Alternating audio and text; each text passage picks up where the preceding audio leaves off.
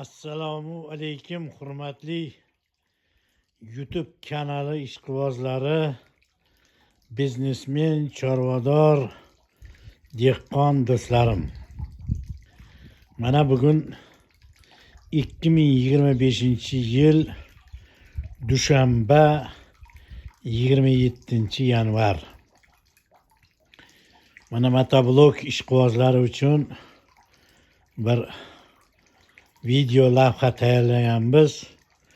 U ham bo'lsa motoblogimiz uchun o'zi og'daradigan pritsep, ya'ni samosval pritsepini yasashga maqsad qildim. Mana shu videoni sizlarni qiziqqan odamlarni ko'rishi uchun mana shu video lavhani sizlarga taqdim qilmoqchiman. Mana bu hozir ekranda ko'rib turgan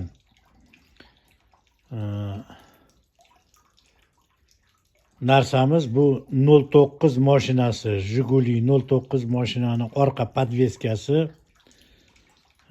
radial 13 ballonlari bilan komplekt. Mana Sergeli mashina bozorida eski sotadigan joydan mana shuni xarid qilib olib kelib, mana bu podveskani hozir ko'rsataman, o'rtasidan qirqdim. Mana o'rtasidan qirqib 40 santimetr olib tashladim o'rtasidan. Umumiy mana bu chekkasidan, mana bu chekkasidan bu chekkasiga doğru 75 santimetr qoldi. Hamda mana bu yeri o'yiq bo'lganligi uchun profil turbani to'g'ri svarkalash uchun mana bu ugolnigi varid qildim. Hamda ustiga mana bu temir plankani svarka qildim.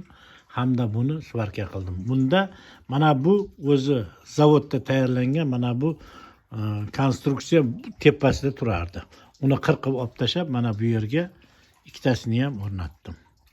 Bu xudo xolasa yana bitganda, yana boshqa qismlarda hali uni tafsilotlarini ko'rsatishga sizlarga harakat qilaman.